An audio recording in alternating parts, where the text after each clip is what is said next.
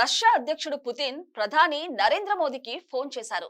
Ukraine యుద్ధం ముగింపు ప్రయత్నాల్లో భాగంగా ఇటీవల అమెరికా అధ్యక్షుడు డొనాల్డ్ ట్రంప్ తో అలస్కా వేదికగా జరిగిన సమావేశానికి సంబంధించిన వివరాలను పంచుకున్నారు.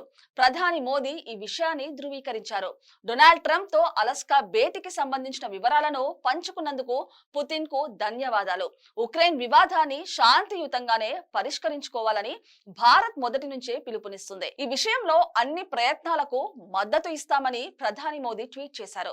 ప్రధాని మోదీ పుతిన్ లో మాట్లాడుకోవడం 10 రోజుల్లో ఇది రెండోసారి. ఈ నెల 8న కూడా ఇరు నేతలు ఫోన్ లో సంభాషించారు. ఈ సందర్భంగా ఉక్రెయిన్ కు సంబంధించి తాజా పరిస్థితులను మోదీకి పుతిన్ వివరించినట్టు తెలిసిందే.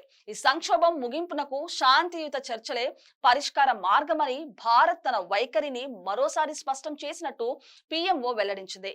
ఉక్రెయిన్ యుద్ధం ఆపేందుకు అలస్కా వేదికగా ఇటీవల ట్రంప్ పుతిన్ మధ్య 2.5 గంటలకు పైగా జరిగిన చర్చలు ఎటూ తేలకుండానే ముగిసిన విషయం తెలిసిందే.